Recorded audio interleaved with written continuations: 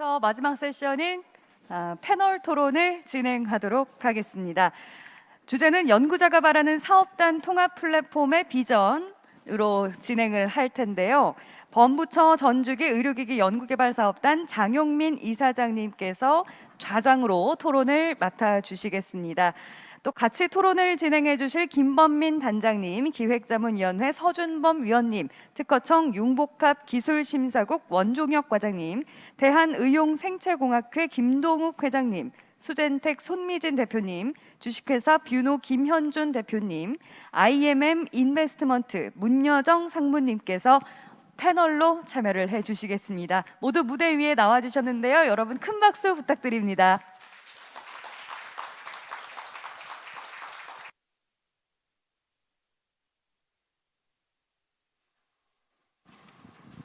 네, 토론 시작해 주시면 되겠습니다.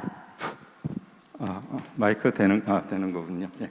안녕하십니까. 조금 전에 소개받은 경북대학교 장영민입니다. 오늘 제가 이 패널 토론 자장을 맡게 됐는데요. 그럼 지금부터 연구자가 바라는 사업단 통합 플랫폼의 비전이란 주제로 패널 토론을 시작하도록 하겠습니다. 오늘 패널 토론은 먼저 공통 주제에 대해서 참석해 주신 모든 패널들께서 발제를 먼저 해주시고요.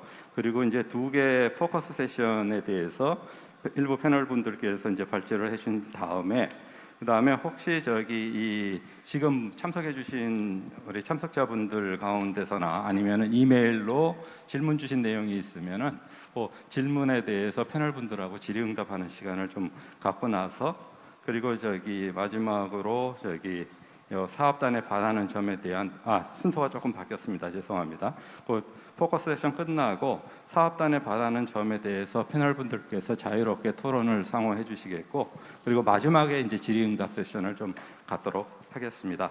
그래서 사회자분께서 소개해 주셨지만 오늘 우리 각계 학계부터 시작을 해서 실제 개발하시는 기업 그리고 이 특허 전문가 그다음에 투자 전문가 분들을 참 어렵게 모셨습니다. 그래서 이분들의 양력을 시간 관계상 너무 간략하게 소개드려서 참석해 주신 패널께 좀 죄송하다는 말씀을 드립니다. 그럼 지금부터 저희가 먼저 공통 주제로 사업단 통합 플랫폼의 발전 및 활용 방안이라는 주제에 대해서 각 패널 분들의 의견을 듣도록 하겠습니다. 이때 김범민 단장님은 제일 나중에 이 마무리 발제를 해주시면 좋을 것 같고요. 그래서 제 오른쪽에 계시는 김동욱 의용생체공학회 회장님께서 먼저 발제를 부탁드리겠습니다. 네, 안녕하세요. 저 대한의용생체공학회 이번 회기 회장을 맡게 된 전북대학교 김동욱이라고 합니다. 네, 이렇게 또 코로나의 엄중한 상황에서도 이렇게 많은 분들이 참여해 주시고 또 아마 핵심적인 분들만 또 이 자리에 계신 것 같은데요. 또 유튜브를 통해서도 보고 계신 여러분이 계시리라고 생각을 합니다. 그래서 오늘 이제 토론 주제 중에 가장 큰 꼭지가 지금 의료기기 전주기 R&D의 통합 플랫폼 구축을 하고 운영을 하는 제안을 아마 오전 중에 우리 단장님께서 발표를 하셨을 것이고 또 그 플랫폼에 대한 여러 가지 저희들의 의견을 드리는 걸로 되어 있습니다. 그래서 보면 이 사업단 자체의 큰 목적이 어떤 의료기기를 산업화하는 것에 있다고 하는 측면에서 산업화를 도모하기 위한 여러 가지 규제기관이랄지 아니면 사용하는 사용자 기관이랄지 이런 플랫폼을 9개 항목으로 구축을 하셨고 굉장히 큰 범위에 걸쳐서 망라를 잘 하셨다고 생각을 합니다. 아마 이렇게 되면 우리나라의 의료기기 시장이 의료기기의 산업화가 이 범부처 전주기 사업단을 통해서 한층 더 확실하게 자리매김을 할 수 있을 거라고 생각을 하고 노고에 감사를 드립니다. 이제 잘 하셨는데 제가 혹시 한 가지 첨언을 드린다고 하면 아마 여러모로 이 사업화를 염두에 두기 때문에 규제와 관련된 또는 사용자와 관련된 임상기관과 임상의들의 관련된 학회들 간의 연계성 같은 것들은 잘 마무리가 되어 있고 그러는데 혹시 염두에 두셨겠지만 실제로 의료기기를 개발하는 입장에 개발하는 학회나 협회와의 연관에 있어서는 좀 그 면이 상대적으로 약화된 거 아닌가 생각을 하면, 결국은 개발이 이루어져야 이 산업화도 이루어지는 거기 때문에 의료기기를 전문으로 하는 그런 전문 학회들과의 어떤 소통 같은 것들을 좀 잘 하셨으면 좋겠다. 특히 이제 각 전문 학회들이 학술 대회를 할 때 이 학술 대회에 직접적으로 요 개발된 기술들이 서로 참여를 해서 발표도 하고 서로 소통을 하고 서로 피드백할 수 있는 것들을, 그런 기회를 활발하게 갖는다고 하면 훨씬 더 의미 있는 의료기기가 개발이 되지 않을까 싶은 생각이 들어서 한 말씀 드렸습니다. 감사합니다. 네, 감사합니다. 다음으로는 서울 아산병원 영상의학과의 서준범 교수님. 네, 일단 이 사업단 출범하고 첫 번째로 이 코비드-19 때문에 사실은 이 굉장히 국가적으로 중요한 사업단이 발족식을 제대로 행사를 못했는데, 이 큰 이제 오늘로 이 행사를 하게 된 걸 다시 축하를 드리고요. 제가 보니까 제가 이 패널리스트 중에서는 유일하게 이제 의사이자 의료기기 관련된 연구 개발을 한 연구자로서 몇 가지 얘기를 드리고자 합니다. 저는 이제 제 소개를 잠깐 드리면, 저는 영상학과 의사지만 한 15년 이상, 횟수로 하면 한 18년 정도를 의료기기 관련된 연구 개발을 국가 과제도 하고 또 뭐 회사도 스핀오프를 하고 한 경험들이 있는데, 제가 알기로 이 본부처 전주기 의료기기 사업단을 만들려는 시도가 10여 년 전에 있었는데 조금 잘 안 됐고, 최근에 이제 드디어 이런 전주기를 다 망라하는 개발단이 만들게 돼서 국가적으로도 굉장히 중요한 계기가 되었다고 생각하고요. 특히나 저는 이번에 이 플랫폼들을 쭉 우리 단장님과 여러분들이 준비하셔서 보면서 그 임상 연계와 관련된 부분들의 아이디어, 그러니까 그 임상 연계 플랫폼이나 또는 K 브랜드화에 있어서 그 임상의들을 중심으로 한 사용성을 기반으로 한 인증제와 같은 아이디어들을 만든 게 굉장히 중요한 요소라고 생각합니다. 이게 국가적으로 여러 번 언급됐지만 우리나라에서 불행히 의료기기 회사들이 상대적으로 영세하고 하다 보니까 의료기술이 발달되어 있는 대형 병원에서 국산 의료기기들을 잘 못 쓰고 있고, 이런 여러 가지 문제들이 있는데, 이게 제도적으로 플랫폼화하면서 그 내용들이 병원에서도 같이 활용될 수 있는 계기가 될 수 있겠다 생각이 돼서 굉장히 인상적으로 생각하고 있습니다.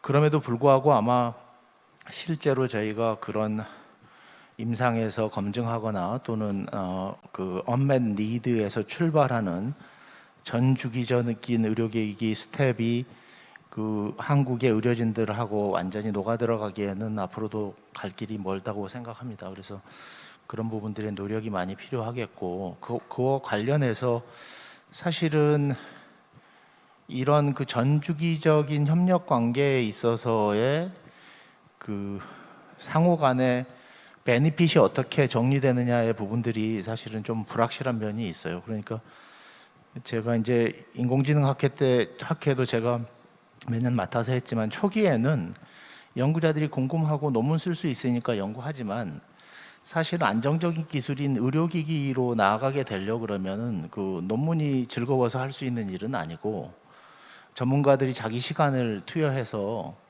일을 하고 이게 산업적으로 성공하는 길까지 가게 되는데, 가뜩이나 3분진로에 바쁜 의료진들이 정말 국가를 위해서 그 시간을 더 쪼개서 일하기는 굉장히 어렵거든요. 그래서 이제 그런 시스템들에 대한 고민도 좀 사회적으로 됐으면 좋겠다, 이런 생각이 들었습니다. 다시 한번 축하드리고요. 이상 제 말씀 마치겠습니다. 네, 서 교수님 감사합니다. 다음으로는 주식회사 수젠텍의 손미진 대표이사님께서 발제해 주시겠습니다. 네, 안녕하세요. 수젠텍의 손민입니다. 오늘 제가 이거 와서 이제 이 본부처 의료기기 사업단 출범식과 더불어서 전체적인 플랫폼을 통합해서 그려놓은 그림을 보니 사실 굉장히 의미가 있다라고 생각이 듭니다. 왜냐하면 지금까지 굉장히 산재해 있는 여러 가지 기관들이 있었으나 이를 저희가 활용할 수 있는 기업이나 또는 연구자 입장에서는 이걸 한눈에 정리해 보이는 게 사실 쉬운 일은 아니거든요. 근데 지금 굉장히 잘 전체적인 플랫폼들을 처음부터 끝까지 통합적으로 잘 정리하신 것만으로도 굉장히 훌륭하시다라고 생각이 듭니다. 근데 이제 앞으로가 더 중요할 것 같은데요. 사실 저희 같은 경우는 작년 코로나가 터지면서 K 진단 굉장히 저희가 열심히 했죠. 근데 1년 반 정도를 지나와 보니 제가 정말 느끼는 것은 기술 개발보다 규제가 더 어려웠어요. 사실 저희가 FDA 허가받고 그다음에 유럽의 정식 COC를 저희가 이제 제출 받았는데 그 규제 넘는 게 기술 개발에 저희가 드렸던 공보다는 한 서너 배는 더 어려웠던 것 같습니다. 그래서 앞으로는 사실 이제 기술 개발적인 영역도 중요하겠지만 저는 이제 이 플랫폼 중에서도 그 규제 영역을 굉장히 좀 강화를 해야 된다라고 생각이 들고요. 아까 시각처에 이제 최 과장님께서 말씀을 해주셨는데 저도 사실 오늘 깜짝 놀랐습니다. 우리나라에서도 이 사전 상담과가 있었구나. 사실 저는 작년에 이제 미국의 EUA를 하면서 제가 이제 프리서미션을 굉장히 잘 활용을 했거든요. 그래서 이제 미국의 FDA 관련돼 있는 그 규제기관에 있는 그 기관들이 사실 EUA인데 불구하고도 프리서미션 제도를 굉장히 잘 해놨더라고요. 그래서 저희가 이제 그런 가이드라인도 없는 상황에서 프리서미션을 통해 가지고 진행했을 때 사실 이제 저희가 정식 허가를 진행하는 거와 프리서미션 한번 거치는 거는 좀 저희 입장에는 굉장히 다릅니다. 왜냐하면 정식 허가 같은 경우는 마지막 파이널이 있기 때문에 저희 굉장히 조심스러워요. 저희 마지막으로도 사실 이제 화상 미팅도 한번 했었는데 정말 그때는 등골에 정말 식은땀이 흐른다 이런 느낌이, 왜냐하면 뭔가가 잘못되면 우리가 이게 마지막이라는 어떤 그런 굉장히 어떤 절실함이 절박함이 있는 상황이거든요. 근데 그 이전에 이제 프리서미션은 이제 그거보다는 조금 더 라이트하게 저희가 갖고 있는 문제들을 좀 자유자재로 좀 이렇게 그러니까 디스커션 할 수 있는 여지가 꽤나 있더라고요. 그래서 이제 저희가 이제 마지막으로 정식 허가에 들어갔을 때 문제를 미리 이제 스케치할 수 있는 것, 이거 굉장히 저희한테 도움이 컸고요. 그리고 프리서미션을 한번 거치고서 저희가 허가 프로세스를 들어갔을 때 그 부분은 굉장히 이제 또 속도를 빨리 진행을 시켜주더라고요. 왜냐하면 우리가 이미 한번 어느 정도는 이제 걸릴 건 다 걸렸다라는 그런 걸 했기 때문에 그렇습니다. 그래서 우리나라에 이제 이게 전반적으로 굉장히 선진화된 프리썸션 제도까지 무슨 과가 만들 정도로 지금 되었으니 굉장히 앞으로는 저희가 기대를 해도 좋겠다라고 생각이 들고요. 그리고 제가 이제 이 전체적인 통합 플랫폼 중에서 이제 CRO 부분도 한번 말씀을 좀 드리고 싶었는데요. 앞으로 이제 저희가 아마 지금 유럽이 디렉티브에서 지금 레귤레이션을 다 바뀌고 있지 않습니까? 근데 올해 같은 경우에 메디컬 디바이스 MDR이 먼저 시작이 되고요. 내년에 이제 IVDR이 5월부터 시작이 됩니다. 근데 이 국내 모든 기업들이 지금 아마 MDR 쪽 관련된 기업들도 이게 지금 굉장히 현안이거든요.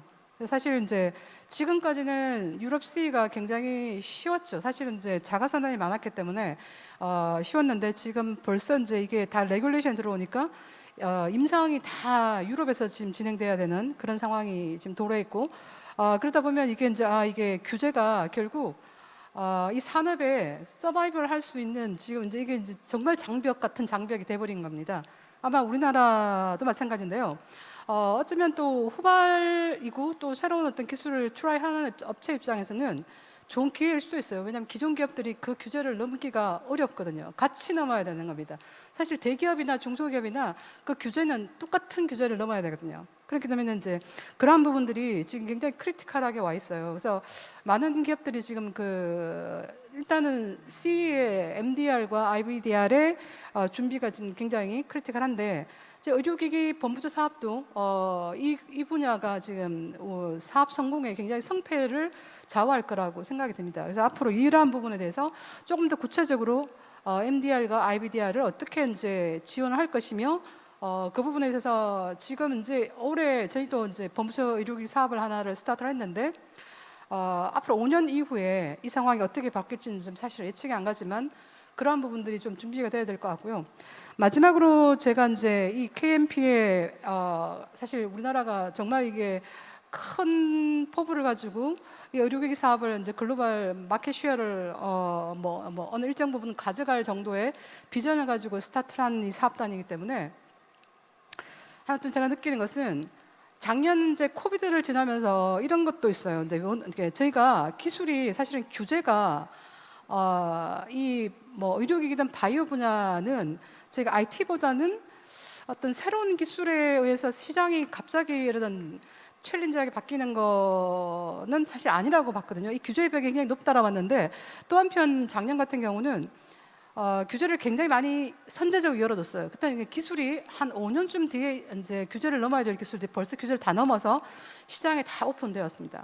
그래서 이런 기술들이 너무 많이 빨리 지금 시장에 선제적으로 들어왔거든요. 근데 지금 우리가 이 의료기 본부조 사업을 스타트를 할 때 상황은 그렇지는 않았어요. 그래서 이제 이런 상황을 의료기 본부처에서 지금 중간에 한 번은 좀 이 리셋을 좀 해야 될 필요가 있습니다. 왜냐하면 그 기술들이 우리가 작년에 어떤 플래닝하는 기술들이 이미 벌써 이제 시장에 노출된 기술들도 워낙에 많기 때문에 그래서 이 과제를 진행하면서 이제 돈을 이만큼 저희가 많이 든다면 중간에 이런 시장의 변화, 이런 기술의 변화를 좀 플렉스블하게 반영을 해가지고 이 과제가 저희가 이제 국가 과제를 하다 보면 굉장히 경직되어 있기 때문에 목표합이나 여러 가지들이 좀 바뀌기가 어려워요. 근데 지금 상황은 저희가 지금 굉장히 이게 갑자기 작년에 일어난 이 상황이 기술의 어떤 점법을 했기 때문에 이 부분은 이제 의료기기 본부처에서 꼭 한 번은 반영을 해서 전체적으로 한 번은 다 목표합이든 이 기술이 지금 개발을 해서 5년 이후에 워킹할 수 있는 기술인지 뭐 이런 전반적인 것들을 한 번은 더 리셋을 한 번은 더 해볼 필요가 있지 않을까라는 의견을 좀 드려봅니다. 네. 네, 저기 수진택 손 대표님 말씀 감사합니다. 저기 우리 이 기업 현장에서의 목소리를 생생하게 들을 수 있었던 것 같습니다. 다음으로는 우리 특허청의 바이오헬스케어 심사과 과장이신 원종혁 과장님께서 발제해 주시겠습니다. 네, 특허청 바이오헬스케어 심사과 원종혁입니다. 먼저 본부처 의료기기 사업단이 기존의 다른 연구개발 사업단과는 달리 특허 전담관을 활용해서 연구개발이나 사업화 과정에서 특허 전략을 적극적으로 지원하고 있는 것은 이제 한층 발전된 연구개발 지원 체계라고 생각합니다. 뭐 기존 삼성이나 LG 같은 대기업뿐만 아니라 최근에는 뭐 중견 중소기업, 뭐 애트리 같은 출연연 같은 곳도 이제 특허 전담관과 같은 특허 전문가를 활용해서 연구개발 효율성을 좀 제고를 하고 있는데 이런 연구개발 전략하고 특허 전략을 좀 조화시키고 좀 최적의 지식 재산권 특허 포트폴리오를 구축하는 것을 확보하는 것을 노력하고 있는 것으로 알고 있습니다. 최근 의료기기 분야는 다른 분야와 달리 연평균 특허 출원 증가율이 약 한 7.6% 이상 돼서 보통 이제 한 2.3% 되는 그 특허 증가율보다 한 3배를 넘어서는 등 활발한 연구가 진행되고 있는 분야이기 합니다. 그래서 이런 것에 발맞춰서 이런 연구 지금 지원단이 의료기기 사업단이 특허 전담관을 운영하고 이제 IP R&D 전략 지원 연계 체계를 확대하고 이런 기업 사업함의 투자까지 연계하는 지원 체계 구축하는 것은 참 바람직한 방향이라고 생각합니다. 앞으로 발전 방향을 좀 말씀드리자면요. 아무래도 의료기기 산업이 인구 고령화나 건강에 대한 관심이 증가되니까 고성장이 기대되는 유망 분야니까 사업단에서 특허 지원 플랫폼 통해서 특허 전략이나 기술 사업화를 지원할 때 연구 개발이 새로운 제품이나 서비스의 시장 출시로 직접적으로 연결될 수 있도록 특허 전략과 투자를 함께 또는 연계해서 지원하는 방향으로 좀 발전시킬 방향이 필요가 있다고 생각합니다. 네, 이상입니다. 네, 말씀 감사합니다. 네. 다음으로는 저기 이 투자 전문가이신 IMM 인베스트의 문여정 상무님을 모시고자 하는데요. 문여정 상무님은 산부인과 전문이시면서 또한 지금 최근에 이제 이 투자 쪽에서 굉장히 큰 역할을 많이 하고 계십니다. 자, 문여정 상무님 저희 말씀 부탁드리겠습니다. 네, 소개 말씀 감사합니다. 우선 본부처 전주기 의료기기 연구개발 사업단이 나온 것에 대해서 진심으로 감사드린다는 말씀을 드리고 싶습니다. 저는 이 사업단이 발족을 하는데 여기 앉아 계신 많은 분들이 정말 노력을 많이 해주셔서 이러한 사업단이 결국은 출범이 된 게 아닌가라는 생각이 들어서 이런 산업을 투자를 하고 키우는 저 같은 투자자 입장에서는 이런 사업단이 있는 것 자체가 상당히 정말 감사하다는 얘기를 먼저 우선 드리고 싶습니다. 그동안 정부에서 상당히 다양한 연구비를 다양한 영역에다가 많이 줬다고 생각을 하고 있습니다. 근데 이제 그런 연구비들이 실은 기초 과학이라든지 기술 개발 내지는 아주 그냥 이렇게 연구소 안에서 연구실 안에서 결국엔 되는 것들을 확인하는 형태의 연구비들이 많이 지원이 됐다고 생각을 하고 있습니다. 그리고 연구비들이 결국에는 많이 지원이 됐는데 그렇게 됐던 의료기기들과 관련된 연구들이 결국엔 산업화로 연결된 게 과연 얼마나 있었나.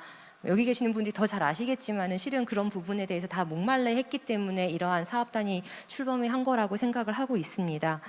저는 이제 투자자다 보니까 제가 이제 투자 사이드에 있는 이야기를 잠시 드리자면 작년에 저희 우리나라 전체 벤처 캐피털의 투자 금액이 혹시 얼마인지 알고 계실까요?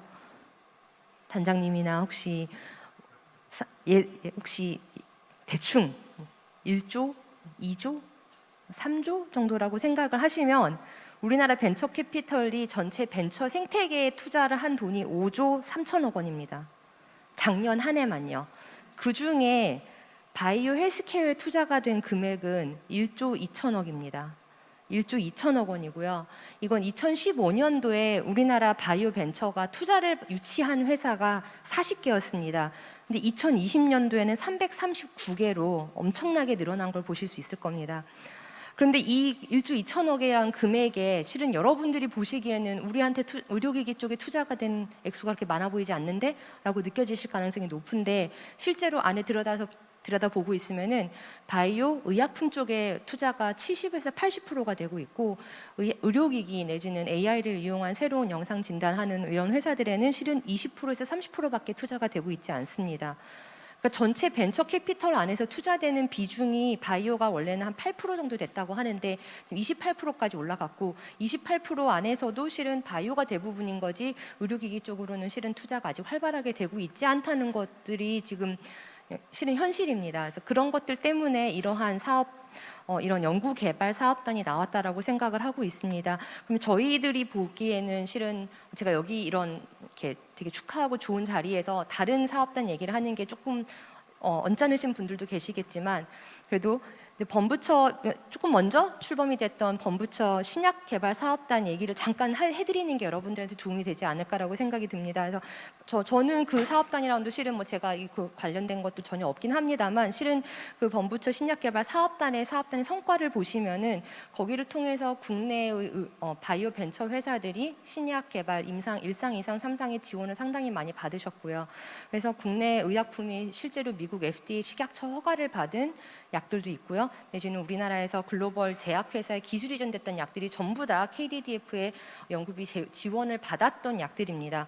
그런 것들이 있다 보니까 실은 이제 우리나라의 바이오 벤처들이 많이 발전을 하게 됐고요. 실은 그때 복지부에서 글로벌 제약 펀드라고 약 1,000억짜리 펀드, 1,500억짜리 펀드, 1,500억짜리 펀드 한 4천억 정도 되는 펀드들을 만들어서 국내 바이오 회사에 투자를 하는 주목적인 펀드를 만들었었습니다. 그러다 보니까 당장 정부 연구비나 이런 범부처 사업단의 투자 연구비 말고도 민간의 자본이 같이 매칭이 되다 보니까 회사가 성장을 하게 되고 어떠한 마일스톤들을 달성을 해서 결국에는 상장이 되는 좋은 선순환이 되고 있다고 저는 생각을 하고 있습니다. 그래서 현재 지금 보시면은 코스닥에 상장돼 있는 많은 바이오 벤처들이 실은 범부처 연구비를 많이 받고서는 됐다고 알고 있는데요.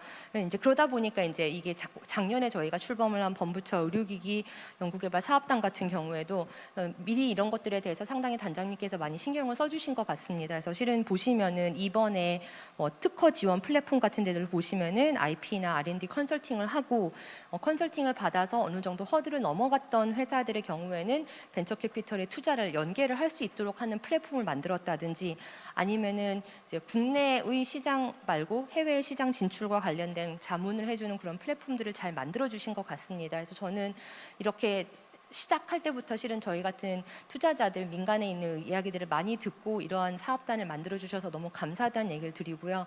이 사업단을 시작으로 해서 한 10년 후에는 의료기기에서도 정말 많은 코스닥 상장사가 나오고 벤처에서도 투자를 하는 것들이 바이오 의료기기가 8대 2가 아니라 5대 5의 비슷비슷한 수준으로 올라오면서 다양한 기술 이전과 미국 시장도 정복할 수 있는 그런 의료기기가 나오는 때까지 저도 열심히 투자를 하도록 하겠습니다. 감사합니다. 네, 저기 문 사모님 말씀 감사합니다. 저기 다음으로는 우리 주식회사 뷰노의 김현준 대표이사님 발제해 주시겠습니다. 예, 안녕하십니까. 뷰노의 김현준입니다. 방금 그 문여정 상무님께서 말씀을 주신 부분들이 어떻게 보면 저희는 이렇게 수혜가 되는 이 기업의 입장으로서 절실하게 좀 와닿는 부분이 있었던 것 같습니다. 저희는 이 AI 기반의 진단 솔루션을 개발하는 회사인데요. 저희가 지금 8년 차가 됐지만 사실은 불과 8년 전만 해도 한 3명 정도 모여서 의료를 하나도 모르는 사람들이 모여서 그 의료기기를 만들겠다고 하고 정말 하나부터 10까지 다 직접 정말 시행착오를 겪어가면서 지금까지 왔던 것 같습니다. 의료라는 산업이 정말 규제 산업이기도 하고 그 사실 뭐 의약품, 의료기기 이렇게 따지면 바이오에 비해서는 늘 작은 포션을 차지하고 있기 때문에 저희가 투자를 받거나 어떤 도움을 요청할 때 항상 조금 후순위로 밀리는 부분들도 사실은 없지 않았습니다. 게다가 특히 우리나라가 이제 이 투자는 지금 최근에 어떤 빅3 사업으로도 바이오, 헬스케어, 의료 정부에서도 육성 산업으로 지정을 해서 그건 굉장히 고무적으로 생각을 하지만 지금까지 우리나라가 의료기기 전체적으로 그 시장에서 점유하고 있는 시장은 2% 정도밖에 되지 않습니다. 그러다 보니까 우리나라에 더 많은 사실 좋은 의료기기 회사들이 아직은 이렇게 더 충분히 있지는 않은 것 같고요. 저희 같은 새로운 일들을 시도하는 어떤 기업들이 나와서 롤 모델이 될 만한 회사들이 사실 그렇게 많지는 않았습니다. 그러다 보니까 어떤 스타트업이든 기업 또는 임상 연구자든 기업가든 새로운 뭔가를 시작한다 그러면 1차적으로 국내가 아니고 이제 해외를 대상으로 비즈니스를 그려야 되는 상황입니다. 저도 약간 그런 챌린지들을 많이 받으면 그래도 늘 국내에서도 이런 기업 하나 정도는 건사할 수 있을 만한 시장은 나옵니다라고 얘기를 늘 하고 있고요. 실제로 그게 실현되는 것들도 보고 있습니다. 뭐 최근에 뭐 수가라든가 여러 가지 이슈는 차치하고라도 우리나라의 어떤 의료기기 시장이 너무 척박하거나 어렵다라고 얘기할 것만은 아닌 것 같고요. 지금 오늘 KMP의 어떤 플랫폼을 보더라도 이 어떤 것들이 문제이고 어떤 것들이 지원돼야 된다는 것은 이미 다 잘 정립이 되어 있다는 거죠. 사실 그런 것들을 봤을 때는 이제는 이걸 토대로 해서 우리가 앞으로 더 해야 될 것들을 찾아서 진심을 갖고 하는 게 더 중요하다고 생각을 하고 있고요. 저희 같은 경우도 지금 뭐 국내에서 여러 가지 레퍼런스를 만들지만 사실은 이걸 토대로 해서 글로벌 진출의 어떤 초석이 되는데 큰 도움을 받고 있습니다.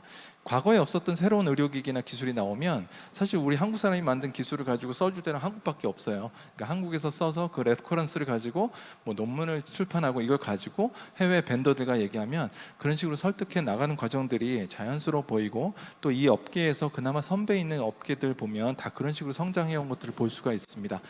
이 KMP를 통해서 저는 이제 좋은 그림들이 앞으로 더 많이 만들어질 수 있을 거라고 생각하고 있고요. 저도 기업인으로서 굉장히 응원하고 기대를 많이 하겠습니다. 감사합니다. 네, 김 대표님 말씀 감사합니다. 그럼 이번 세션에 이제 마지막 발제자로 우리 저기 본부처 사업단 김범민 단장님께서 저기 마무리 발제해 주시겠습니다. 예, 좋은 말씀 정말 많은 좋은 말씀 감사드립니다. 저희가 아까도 말씀드렸습니다만은 사실은 굉장히 많은 연구자분들, 특히 이제 기업을 하고 계시는 분들을 많이 만나고 있습니다. 정말 다양한 그 품목에서 다양한 백그라운드 갖고 계신 분들이 다양한 루트로 시장 진출을 지금 꽤 하고 계시고요. 이분들께 그 공통으로 다 베네핏을 받을 수 있는 모든 프로그램을 다 만들 수는 사실은 없습니다. 저희가 여러 가지 이제 그 가장 그래도 공통적으로 이제 그 많은 베네핏이 갈 수 있다라고 생각되는 특히나 규제 관련된 이슈들이라든지 이런 것들에 대해서 집중을 하고 있습니다만은 이런 것들에 대해서 정작 이제 그 기업분들이 이제 얼마나 베네핏을 받을 수 있느냐는 그분들이 얼마나 또 적극성을 가지고 저희 프로그램에 참여해 주시느냐, 관심을 가져 주시느냐가 굉장히 중요하다라고 생각을 하고 있습니다. 사실은 저희 입장에서는 그 아무리 좋은 프로그램들을 이제 만들더라도 이제 그게 이제 컴플라이언스가 이제 없으면은 기본적으로는 그 성과를 낼 수가 없는 구조이고요.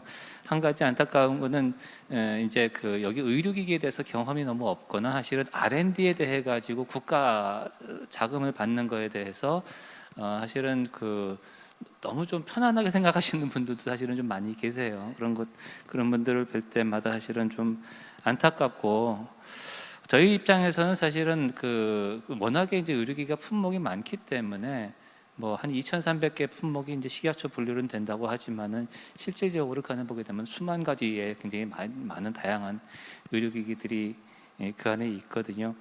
그 많은 의료기기들을 이제 같이 이제 수용할 만한 그런 프로그램들을 만드는데 하여튼간에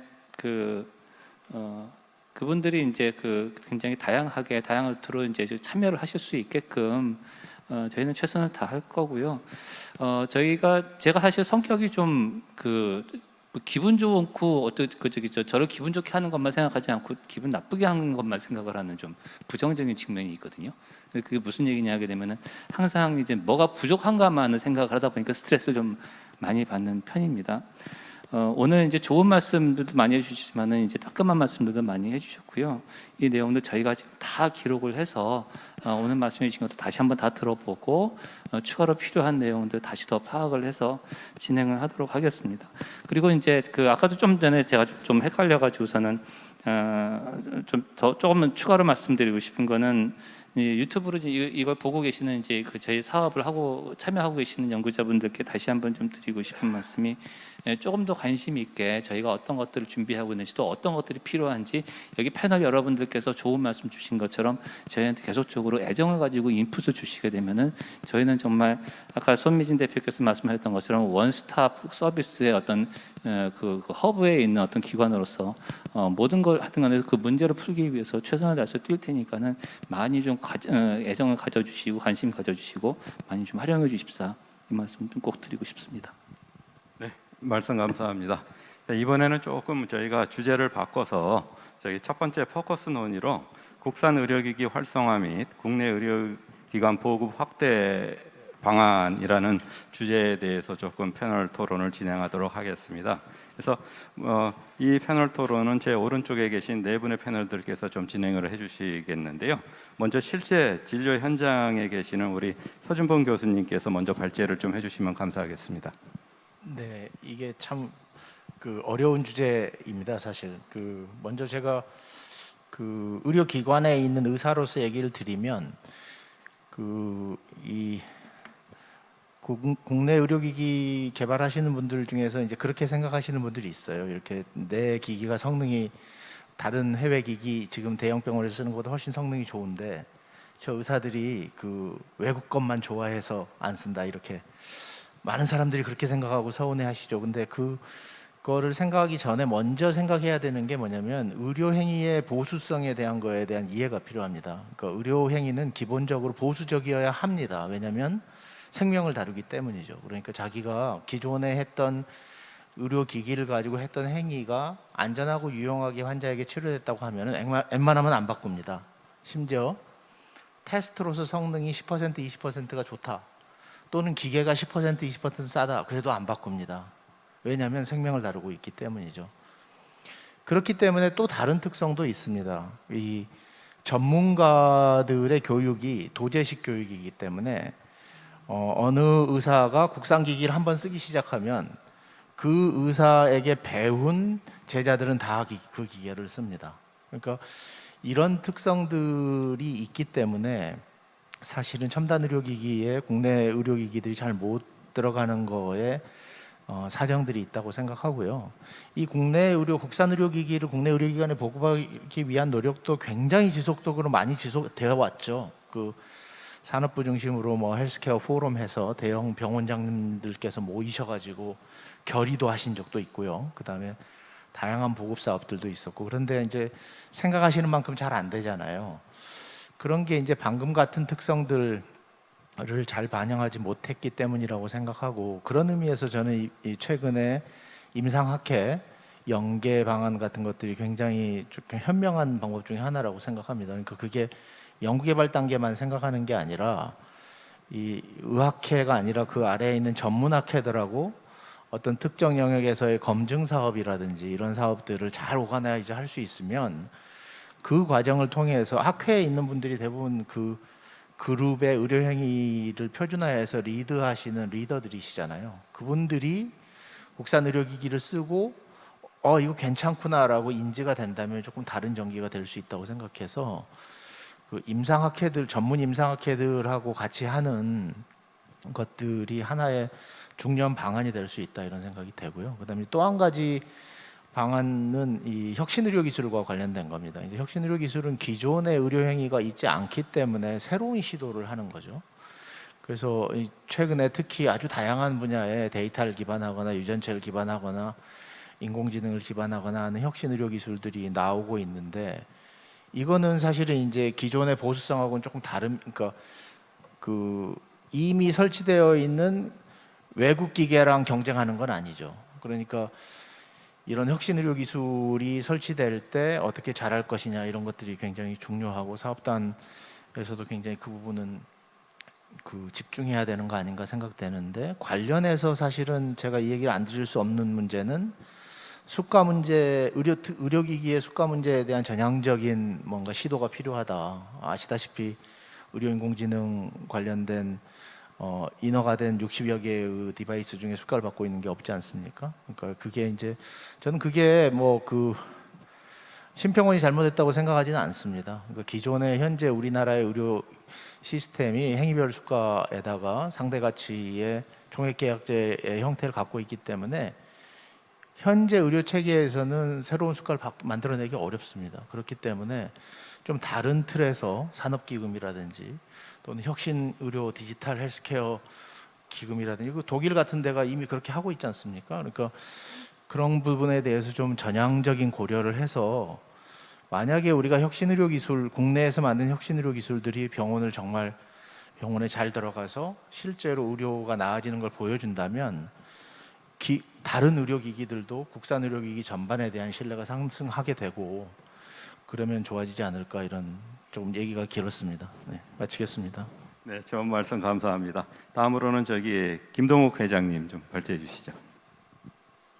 네, 그 의료기기 국산 의료기기의 그 활용도에 있어서는 굉장히 진짜 그 10여 년 뭐 오래된 화두였었지요.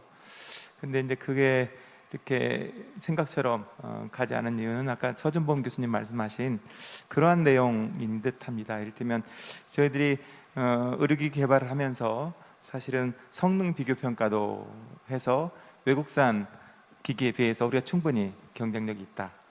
또 사용 적합성 평가를 통해서 또 의사분들이 사용을 하시면서 또 거기에 대한 또 피드백도 주시고 하시면서 아무리 그 좋은 의료기기를 만들어놔도 이게 왜 생각처럼 이렇게 보급이 안 될까? 결국은 사용자 측면의 고려가 더 있어야 되고 또 그 분야의 오피니언 리더들이 요 의료기기에 대한 국산 의료기기에 대한 활용을 좀 해주셔야 되는 상황이지요. 그런데 한 가지 고무적이라고 생각을 하는 것은 이 범부처 전주기 의료기기 사업단이 나오고 또 여기에서 과제를 부여를 하면서 병원의 참여가 굉장히 거의 필수처럼 돼 있어서요. 전체 기관으로 보면 30% 내지 40% 정도가 참여를 하기 때문에 오히려 이런 기업의 숫자에 버금가는 숫자만큼 병원이 참여를 하고 있고 또 이 병원들에서 개발을 하는 상황이 돼서 이번이야말로 실제로 이 그 의료진들의 참여가 있기 때문에 가능하지 훨씬 더 앞서 나갈 수 있을 것 같다. 그런 차원에서 보면 이 과제 기획도 굉장히 잘했고 또 참여진도 잘 이끌으셨다고 하는 측면에 있어서 대단히 고맙게 생각을 합니다.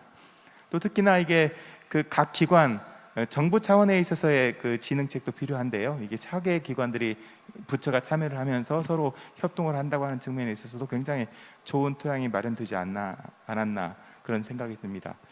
한 가지 또 첨언을 드리자면 이제 글로벌 헬스케어 시장 규모가 반도체의 4배 이상이 된다고 하잖아요.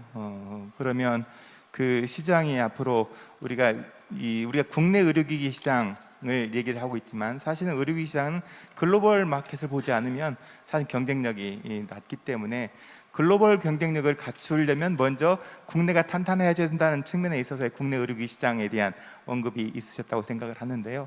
사실 글로벌 시장을 보고 또 우리가 준비를 해야 된다라고 하는 생각을 합니다. 그런데 이제 우리 그 범부처 전주기 의료기 개발 사업단에 있어서는 이 좀 더 선도적으로 갈 수 있는 이 어떤 품목 같은 것들을 시범적으로나마 좀 선정을 하고, 그 선정 과제에 대해서는 우리 경쟁형 R&D를 좀 도입했으면 어떻겠는가 싶습니다. 그러니까 한 품목에 대해서 복수의 기관이 연구 개발을 하고 경쟁적으로 연구 개발하는 거죠. 그래서 거기에서 이제 경쟁적으로 연구 개발하다 보면 훨씬 더 좀 질이 높아질 거고, 그렇게 된다고 하면 우리가 좀 더 모든 분야에 그렇게 할 수는 없겠지만 적어도 글로벌 리더로 할 수 있는 그러한 품목에 있어서만큼은 경쟁형 R&D 제도 도입을 적극적으로 검토하셔서 좀 더 수준 높은 연구 개발이 있었으면 좋겠다 싶은 생각이 듭니다. 이상입니다. 네, 말씀 감사합니다. 네, 다음으로는 우리 수젠텍의 손미진 대표님 발제 부탁드리겠습니다. 네, 체외 진단, 저희는 이제 체외 진단이라는 영역에 있는 회사인데요. 저희 분야에 대한 얘기를 좀 말씀을 드리면, 저희가 대응하는 그 고객 중에 가장 어려운 고객이 국내 의사분들이 하시는, 그러니까 상급 종합병원이 저희한테는 가장 어려운 고객입니다. 사실 그렇게 말씀드리는 이유는 일단은 저희 이제 국내 체외 진단이라는 분야가 그렇게 오래되지 않았어요. 그러니까 어떤 실질적으로 저희가 이제 어떤 이 기술 분야를 선도할 만큼 사실 이제 이번에 코비드 때문에 굉장히 조금은 많은 회사들이 이제 발전을 하긴 했지만, 그 이전에는 사실은 이제 체외 진단이라는 분야가 우리나라에서 많은 R&D를 하거나 혁신적인 어떤 분야를 리딩하고 있는 그런 분야는 아니었습니다. 그래서 이제 그렇다면 대부분은 이제 그런 커모도티 가까운 그런 아이템들을 하다 보니 더 이제 그랬지 않았나라는 생각이 들고요. 저희 같은 경우는 이제 몇 가지 이제 저희 어떤 킬러 아이템들을 국내에 론치할 때 사실 굉장히 어려웠는데요. 그거 벽을 넘기가 어려워서 사실 저희는 미국 FDA 이제 허가를 먼저 받고 미국에서 사용 실적을 보여주고 거꾸로 들어왔어요, 국내를. 네, 그렇지 않고서는 사실 이 벽을 넘을 수가 없더라고요. 네, 그런 상황이었다는 생각은 들고요. 근데 최근에 제가 느끼는 것은 결국은 이제 그 제품력이 사실은 가장 중요하죠. 저희가 옛날처럼 어떤 품질이 안 되는데 국산이라고 써달라고 할 수 있는 분야가 아니지 않습니까? 근데 그래서 이제 그런 부분들을 가지고는 사실 지금은 어디도 뭔가 이제 협상의 여지는 없어진 것 같고요. 그런 측면에서 이제 이런 저희 분야 같은 경우는 이제 회사들이 최근에 이제 굉장히 많이 발전을 하기도 했고요. 그래서 이제 그런 부분들을 조금은 이제 설득을 해 나가고 있다. 그리고 최근에 그런 의사분들, 저희 사용자분들의 어떤 생각도 좀 바뀌고 있다라고는 생각이 되고, 그건 굉장히 고무적이라고 생각합니다. 근데 이제 추후에 사실 이제 저희가 지금 새로 개발했던 제품들이 대부분 다 많이 어디에 지금 가 있냐면 신유를 평가라는 데 지금 가 있죠. 예.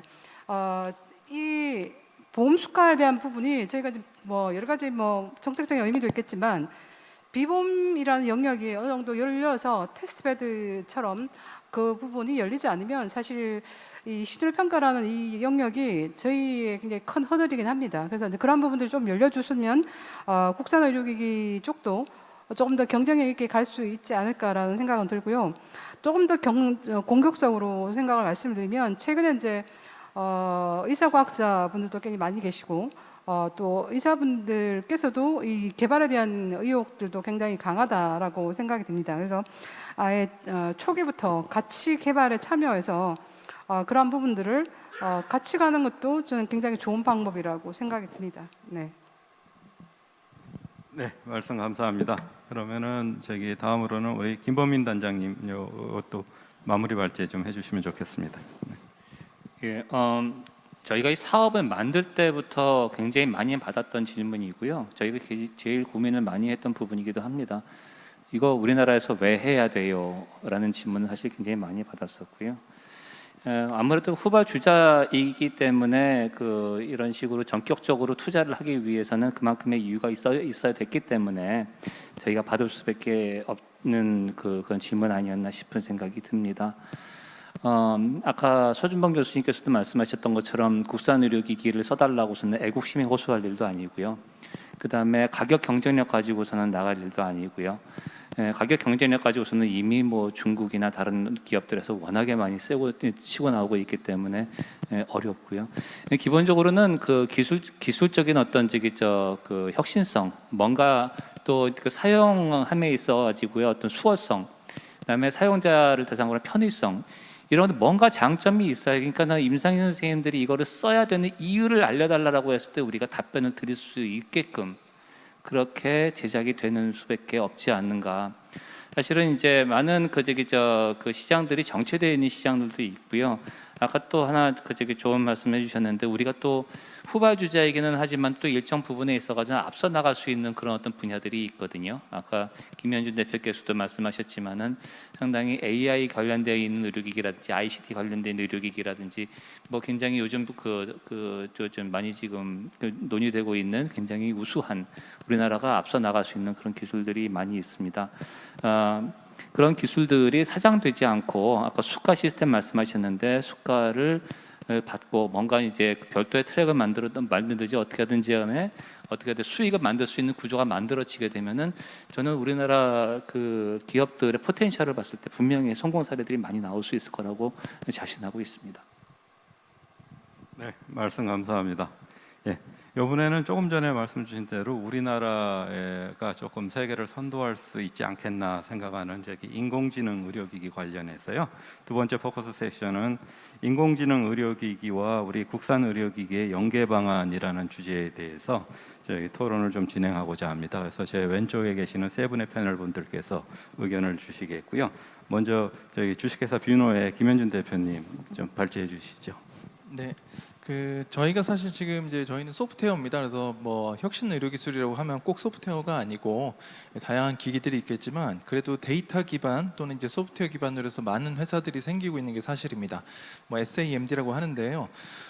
현실적인 고민들이 좀 있습니다. 저희가 앞서 그 말씀 조금 나온 대로 수가 지불 구조 문제도 있지만 그걸 떠나서 사실은 이 기기를 실제로 뭐 병원이나 어떤 클리닉에 공급을 함에 있어서 이 단일로 쓰기 어려운 환경들이 존재합니다. 뭐냐면 병원마다 그 최전선에 있는 어떤 리거시 시스템들이 있거든요. 예를 들면 팍스라든가 EMR이라든가 뭐 엑스레이 뭐 디텍터라든가 여러 가지 장비나 시스템이 이미 깔려 있는 상황에서 어떤 혁신 기술들이 그거에 대한 추가적인 베네핏을 주는 구조의 서비스들이 많이 나오고 있습니다. 근데 이런 서비스들이 단독으로 사용이 되기가 어렵고 어딘가의 시스템에 연계되어서 어딘가의 장비로부터 뭔가를 받아서 그걸 분석해서 줘야 되는 상황이에요. 이 상황이 어쩔 수 없는 상황인데 사실 여기서 이제 문제들이 발생을 합니다. 그 기존의 그 통로가 되고 있는 회사들 입장에서는 이런 AI나 혁신 기술에 대해서 사실 인지를 잘 못하시거나 또는 인지를 하더라도 그거에 대해서 또 새로운 어떤 이익의 창출로 기대를 하시는 경우들이 많습니다. 근데 그게 어쩔 수 없이 서비스를 공급하는 혁신 기술을 갖고 있는 기업과의 생각의 갭이 굉장히 커요. 그러니까 예를 들면 이거를 뭐 고객한테 저희가 뭐 100원에 서비스를 하는 건데 그 중간에 있는 어떤 게이트웨이에서는 한 뭐 50원, 60원을 가져가고 싶어 하시는 욕구들이 생기는 겁니다. 근데 그게 어떻게 보면 시장이 만들어지는 과정에서의 어떤 시행착오이나 또는 이제 튜닝해 가는 과정이라고 생각은 하는데 그게 또 하나로는 우리나라에서 어떤 시장 확산에 지금 발목을 잡고 있는 가장 큰 요인이기도 합니다. 흔히들 의료 시스템이나 이 서비스에서 어떤 그 프로토콜, 표준들을 얘기 많이 합니다. 뭐 영상은 다이콤, 뭐 EMR은 HL7 등등 여러 가지가 있지만 현실에서는 그게 잘 동작을 하지는 않아요. 그러다 보니까 실제로 그 중간에 혁신적인 기술을 어쨌든 제공해야 되는 도와줘야 되는 기존의 의료기기 기업 입장에서는 또 노동과 어떤 코스트가 들어가야 되는 부분들이 있는 겁니다. 사실 이제 최종적으로 사용자가 되는 의사 선생님한테는 가장 단일화된 화면에서 가장 빠른 UI를 드려야 하는 게 기본적인 숙명이기 때문에 기업 간의 협력이 굉장히 중요할 수밖에 없는데 그 기업 간의 협력을 중재하거나 어떻게 할 수 있는 방법들이 없고요. 기본적으로 이 지불 구조, 지불 시스템에 대해서 완성이 되지 않다 보니까 일방적으로 좀 아쉬운 기업, 아쉬운 사람이 많은 걸 내놓을 수밖에 없는 상황이 되는 부분들도 있습니다. 근데 뭐 이거는 국내 현실이고요. 그렇다고 해서 뭐 제가 뭐 나쁜 얘기만 하는 건 아니고, 다만 그럼에도 불구하고 어쨌든 간에 국내는 그렇지만 결국 이 기업들이 또 해외에서도 비즈니스를 하고 있거든요.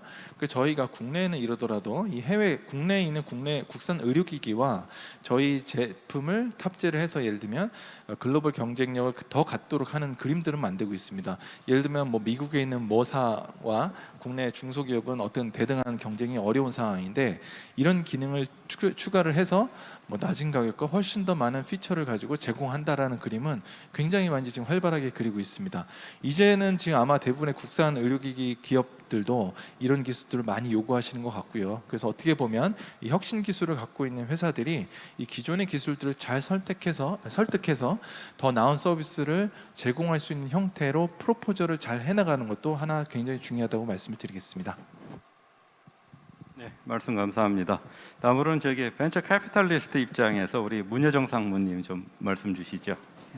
예, 뭐 앞에 나왔었던 얘기들의 연장선일 것 같은데 핵심은 보험 급여를 어떻게든 받아내야 되지 않나라는 생각이 듭니다. 특히 이제 있는 보험 급여 숫가를 더 이상 늘릴 수가 없다, 내지는 새로운 숫가 항목을 만들기가 어렵다라고 할 때는 항상 옆에 다른 집은 어떻게 하고 있는지를 참고를 하시면 좋을 텐데, 예, 예를 들면 국내에서 개발한 신약이 국내에서 허가를 받고 국내에서 판매를 할 경우에는 제가 알기로는 가산점이 있는 걸로 알고 있고, 그래서 똑같은 항생제다 하더라도 조금 더 급여 수가를 좀 더 받는 걸로 알고 있거든요. 우리나라도 지금, 그러니까 저희 의료기기 쪽도 지금 혁신형 의료기기 기업이라고 선정을 하고 있는데, 그런 기업들이 조금 더 가산점을 받을 수 있도록 심평원이라든지 건강보험관리공단과 좀 더 긴밀하게 얘기를 해야 되는 게 필요하지 않을까라는 생각이 들고요. 그 다음에는 그런 혁신형 의료기기 기업들한테 어떠한 혜택을 주기 위한 다양한 것들이 있는데, 뭐 세제 혜택도 있을 수 있고요. 그 다음에는 연구비 지원도 있을 수 있고요. 그런 부분들에 대해서 결국에는 이제 복지부라든지 뭐 기재부에다가 예산을 요청을 해서 새로운 형태의 어떤 펀드들이 만들어야 되지 않을까라는 생각이 좀 들거든요. 그래서 그런 부분들에 대해서 가장 대부분의 의료기기 업체들이 가장 목말라 하고 있는 수가에 대해서 조금 더 이 KMP가 조금 더 주도적으로 좀 협상을 해주실 수 있으면 좋지 않을까라는 너무 어려운 부탁을 제가 이사장님께 드리겠습니다. 그 다음에는 뭐 여기에서는 실은 이제 국내 의료기기와의 연계 방안에 대해서도 얘기를 해주셨는데, 국내 의료기기뿐만 아니라 글로벌 의료기기와도 연계를 하는 게 상당히 중요한데, 그런 글로벌 의료기기 회사랑 어떻게 만나야 되는지, 어디서 만나서 뭐라고 비즈니스를 시작을 해야 되는지 모르는 경우들이 실은 많거든요. 여기 옆에 계시는 1세대 정말 AI로 이런 AI 샘들을 만든 뷰노라든지 뭐 JK라든지 루닛이라든지 그런 회사들이 2016년도 7년도부터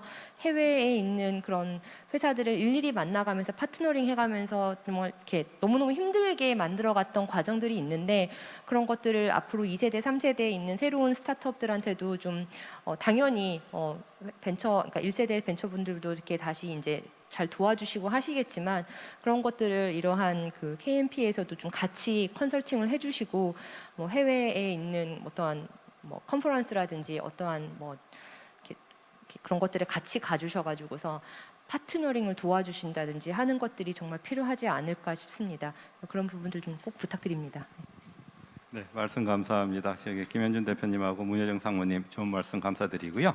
그리고 저기 이 AI 기반 의료기기 관련해서 또 중요한 이슈 중에 하나가 지식재산권 문제인 것 같습니다. 그래서 지금 이 시간에는 저기 우리나라 저기 지식재산권 정책을 담당하고 계시는 특허청의 원종혁 과장님으로부터 AI 의료기기 관련해서 정부의 특허 정책에 대해서 말씀 듣도록 하겠습니다. 다들 주지하시다시피 이제 의료 서비스 분야에서도 최근에 AI나 빅데이터 같은 4차 산업혁명 기술이 융합돼서 그 인공지능 기반한 치료 진단 방법 출원이 굉장히 증가를 하고 있습니다. 근데 그동안 의료 방법 발명 관련해서는 어떻게 진행되고 있었냐 하면은 의료 기기나 이제 의약품 자체는 당연히 특허를 허용하는데, 인간의 수술, 치료, 진단하는 방법, 의료 방법 발명에 대해서는 산업상 이용 가능성이 없다는 이유로 이제 특허를 불허했었고요. 그리고 판례도 기본 입장은 계속 동일했었습니다. 근데 현행 심사 기준에 따르면은 이제 그 방법 발명 중에서도 의사의 임상적 판단을 포함하지 않는 경우에는 산업상 이용 가능성이 있다고 인정을 하기도 하는데, 실무상으로는 이제 명시적으로 진단 방법이라고 기재되어 있는 경우에는 이제 보정을 요구해서 예를 들어서 뭐 정보를 제공하는 방법이라든지 이런 식으로 이제 유도를 하는 게 이제 실무였는데요. 최근에 특히 이렇게 4차 산업혁명 기술들이 들어오면서 디지털 기술과 의료가 이제 결합이 되기도 하고, 또 물건과 방법이 어떤 것이 이제 딱 떨어져 가지고 어떤 부분이 되는지 그런 것들이 좀 불분명한, 소위 경계가 좀 불분명한 기술들이 계속 들어오고 있습니다. 그래서 기존에처럼 의료 장치는 특허성이 인정되고 의료 방법은 불허한다, 이런 이분적인 그걸로는 좀 기술 보호가 좀 미흡해지고 신규 개발 동력이 좀 약화된다고 보고 있고요. 또 아까 말씀드린 대로 뭐 진단을 위해서 정보 제공하는 방법, 이렇게 우회를 해서 특허를 받았을 경우에 결국 이제 발명 실시 주체는 의사 선생님들이신데, 그러면 의료 방법 발명에 대해서 인도적인 이유로 인해서 특허 대상에서 제외하는데, 결국 그러면 그런 경우는 또 책임 부과 가능할 수도 있는 그런 좀 모순적인 상황이 계속 발생을 하고 있습니다. 그래서 이쪽 의료 방법 발명 관련한 이제 특허 보호에 대해서 기존과는 좀 다른 어프로치가 좀 필요하다고 할 수 있겠는데요.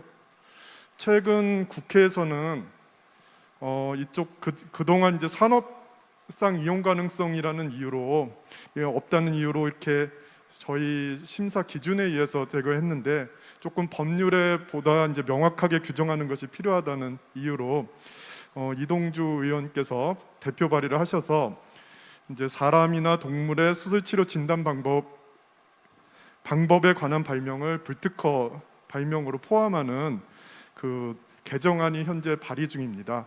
근데 이런 경우 지금 기존에 이제 계속 들어오고 있는 AI를 통한 뭐 진단 방법이나 이런 부분들을 실질적으로 비약적으로 발전하는 기술에 대해서는 좀 보호할 수 있는 여건이 좀 어려워지는 부분들이 있고요. 다만 이제 이 분야는 인간 생명의 존엄성, 사실 거의 헌법적인 가치, 이제 본질적인 가치는 또 포기할 수 없는 거기 때문에, 예를 들어서 특허 제도 때문에 환자가 치료 가능성을 좀 제약을 받거나 의료기술이 또 후속 기술 개발을 좀 차단하는 걸, 이런 경우도 좀 방지해야 될 것 같고요.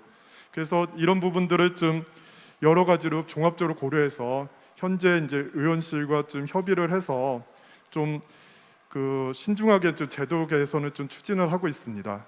그래서 예를 들어서 의료기술 관련 발명을 특허 대상으로 좀 폭넓게 인정을 한다 하더라도 의료인의 의료행위에 대해서는 특허권 효력을 좀 제한하는 그런 조항을 보완을 한다든지, 또 각 국별로 이제 어떤 현황이 있느냐에 따라 사실은 좀 다른 보호 동향이 나타나고 있는데, 이런 것들을 좀 종합적으로 고려하고 이제 현재 이제 사회적 상황과 이런 부분을 봤을 때 불필요한 갈등 요인도 좀 배제하는 선에서 대략적으로 지금 의료 행위를, 그러니까 수술, 치료, 진단 이렇게 나눠져 있는 것을 좀 진단과 치료 방법으로 좀 구분을 하고, 좀 전통적인 의료 행위에만 불특허 대상을 국한을 하고, 진돈에 대해서는 기본적으로 특허 적격성을 인정을 하되, 의료인에 대한 특허 효력 제한은 좀 포괄적으로 규정을 해서 특허 침해로부터 좀 위축되는 효과를 방지하는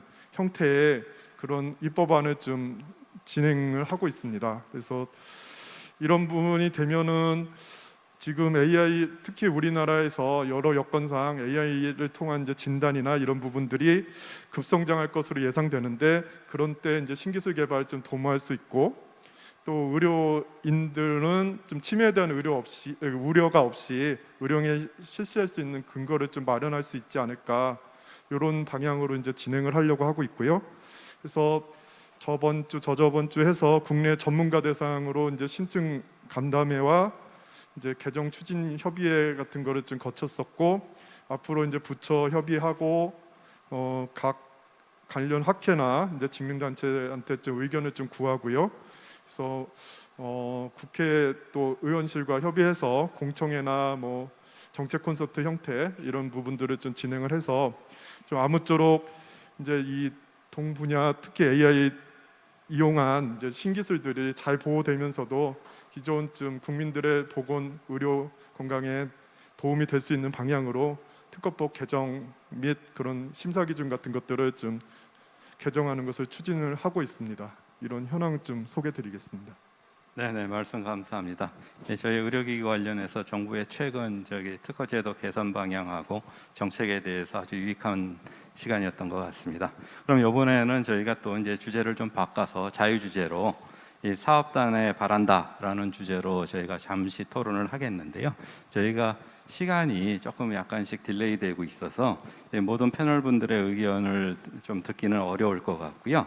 한 분 정도 저희 이 주제로 한번 패널 분들의 발제를 부탁드리겠습니다. 자유롭게 서 교수님. 네네.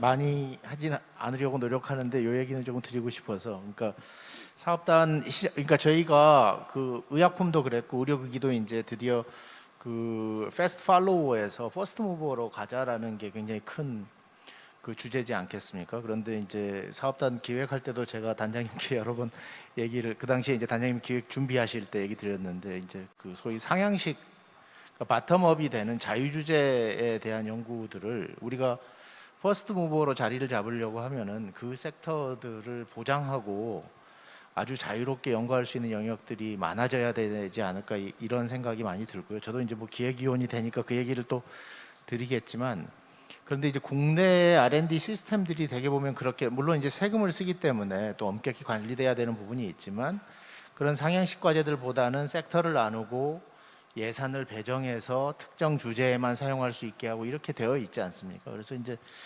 그것들이 사업단이 가능한 한 그런 부분들을 조금 그 풀어서 이 자유공모 과제들을 많이 하는 것이 진짜 이 현장에서 그 출발하는 혁신적 아이디어들을 담아서 세계 최초의 기기들을 만들어내지 않을까, 이런 생각이 들고, 그런 것들이 또한 그 지금 특히나 이 디지털 헬스케어 혁신이 생기면서 의료 행위의 한계 자체가 병원의 안과밖에 없어지고 질병이 발생 전후가 없어지는 상황이 되다 보니까 그 의료 기기인지 아닌지 식약처에서 항상 유권 해석해야 되는 상황인데, 그러면 이 사업단은 개발 단계에서부터 의료 기기만 할 거냐, 뭐 이런 거는 또 아니지 않겠습니까? 그래서 그런 부분에 대해서 조금 플렉서빌리티를 어떻게 보장할까, 이런 것들을 사업단에서 많이 좀 고민해 주셨으면 좋겠다, 이런 말씀 드리겠습니다.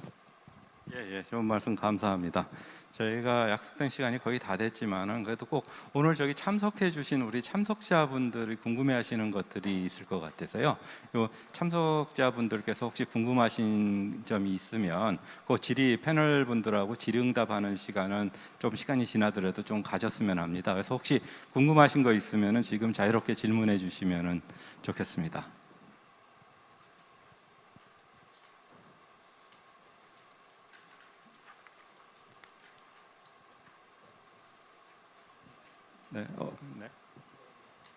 네, 시간은 뭐 아직 저희가 20초의 여유를 갖고 20초 지났습니다. 어떻게 참석자분들 중에서 궁금하신 거 없습니까? 그럼 네네네 말씀 주시죠. 네. 네, 오늘 아주 뜻깊은 심포지움에 참석해서 발표할 기회도 가지고 이렇게 축하드릴 수 있게 돼서 기쁘게 생각합니다. 제가 뭐 간단하고 기본적인 질문 두 가지만 좀 궁금해서 드리려고 합니다. 우리 장영민 이사장님이나 김범민 단장님께 근원적인 이야기인데, 이 본부처가 지금 4개 부처가 그 관련해서 복지부, 식약처, 과기정통부, 산자부 이렇게 된 걸로 되어 있는데요. 지금 의료기기 관련해서 올해 본부처에 참여하는 부처를 더 늘려서 발전시킬 방안은 있는 건지 궁금합니다. 왜냐하면 관련된 부처가 더 있을 수 있고, 또 듣다 보니까 아까 우리 의학회 입장도 이야기를 하고 있지만은 우리 대한민국 의학한림원도 관여했지만 과학기술한림원도 있고 또 특히 공학한림원도 있고, 이런 이제 민간 전문단체와의 연계 이런 방안에 대해서 어떻게 진행하고 계시는지 좀 궁금합니다. 그리고 두 번째는 우리 원종혁 그 바이오헬스 케어 심사과장님께 질문 드리고 싶은 게 지금 이제 특허 문제, 지적재산권 이야기도 하셨지만은 이게 저는 우리 국가 차원에서의 국가 과학기술 표준 분류 체계가 있지 않습니까?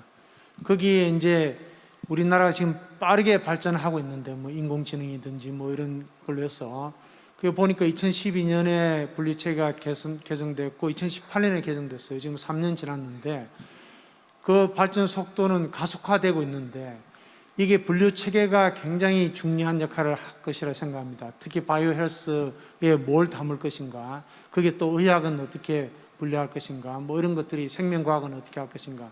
그래서 그게 과기정통부에서 하는지 특허청이 좀 그래도 어느 정도 관리가 있는지 잘 몰라서 여쭤보는데요. 이 분류 체계의 어떤 개정이라든지 이런 것들이 주기가 더 빨라지고 빨리빨리 업데이트 돼야 되지 않을까 하는 데서 어떻게 어떤 계획이나 뭐 이런 게 있는지 제가 알고 싶어서 질문 드립니다. 네. 네네, 감사합니다. 두 가지 아주 중요한 질문 주셨는데요. 먼저 첫 번째 주신 질문에 대해서는 우리 단장님이 좀 답변해 주시는 게 좋을 것 같네요. 예, 현재 지금 4개 부처가 현재 지금 저희 이제 주무부처로 되어 있고 하신 그 백그라운드에서는 기존에 의료기기를 이제 R&D를 지원을 해줬던 이제 그 3개 부처와 규제와 직접적으로 관련돼 있는 이제 식약처까지 포함돼 가지고서는 지금 진행이 되고 있는 거고요. 뭐 사실은 뭐 더 많은 부처나 정부 엔티티가 이제 포함이 되는 것이 좋지 않겠느냐. 뭐 당연히 사실은 굉장히 포괄적으로 많은 이해관계자를 갖다가 끌고 갈 수밖에 없는 산업이기 때문에 저는 필요한 부분들이 상당히 있다고 생각을 합니다. 예를 들어서 저희가 사실은 최근까지도 좀 얘기를 하고 있는 부처 중에 하나가 이제 중기청이거든요. 중기청에서 이제 또 중소기업들을 도와주는 여러 가지 프로그램들이 있는데 저희 이제 사업의 성과와 연계될 수 있는 뭐 이어달리기 형태, 뭐 어떤 그런 어떤 그 지원 사업들도 지금 논의를 하고 있고요. 차기에 이제 그 이제 2기, 3기 혹시 이제 이런 사업단들이 계속 연장이 된다라고 하게 되면 그런 내용들도 포함이 될 수 있을 거라고 생각을 하고 있습니다. 다음으로 저기 원종혁 과장님. 네, 저 기술 분류 체계에 대해서 이제 질문 주신 것 같은데요. 사실 특허 출원이 되면은 전 세계 공통의 코드가 있습니다. 그래서 그 부분은 이제 세계 지식재산권 기구 WIPO에서 위원회를 열어서 그 IPC 또는 최근에는 CPC라고 해서요. 좀 더 이제 체계적인 그 기술 분류를 항상 하고 있고요. 그 부분이 이제 정말 최근 이렇게 급속하게 발달하고 있는 기술들을 항상 담지는 못하지만 언제나 그런 부분들은 새롭게 코드를 제정해서 거기에 이제 맞춰서 저희 특허 쪽은 어느 분류를 계속 진행을 하고 있습니다. 그게 이제 사실 그 특허 기술만큼 이제 체계화돼서 기술실이 이렇게 만들고 이렇게 하는 데가 없다고 생각이 드는데요. 그런 부분들이 이제 정부 R&D나 이런 쪽에 이제 같이 연계를 해서 그런 작업들은 이제 꾸준히 하고 있고 앞으로도 이제 좀 더 활용이 더 많이 돼야 될 것 같고요. 다만 이제 우리가 특별히 따로 분류를 해서 이렇게 하는 것들은 좀 적절치가 않고 어떻든 이제 전 세계적으로 공통의 위원회에 모여가지고 이 분류는 이런 기술이 새롭게 들어오고 있으므로 새롭게 이런 코드를 부여한다 이런 식으로 이제 접근이 되고 있다는 걸 좀 소개드리겠습니다. 네, 말씀 감사합니다. 아쉽지만은 지금 저희가 약속한 시간보다 한 5분 정도 지났습니다. 그래서 오늘 패널 토론을 좀 마무리해야 될 것 같고요. 오늘 좋은 말씀들 많이 주셔서 너무 감사하고 지금 사업단이 마련한 9개 세부 이제 이 플랫폼들이 톱니바퀴 같이 얽혀서 이 전주기 이 통합 플랫폼을 구성하고 있는데요. 오늘 주신 말씀들을 좀 중심으로 해서 좀 더 가다듬어서 정말 훌륭한 대한민국의 의료기기 산업을 육성하는 데 중요한 통합 플랫폼이 되기를 기대해 봅니다. 그래서 오늘 아주 귀한 의견 주신 우리 7분의 패널 분들께 먼저 감사를 드리고 그리고 오늘 이렇게 온라인과 오프라인으로 끝까지 참석해 주신 우리 참석자분들께 깊은 감사를 드리면서 오늘 패널 토론을 모두 마치도록 하겠습니다. 네, 감사합니다. 네, 자장님을 비롯해서 오늘 토론에 함께해 주신 8분께 여러분 다시 한번 감사의 박수 부탁드립니다.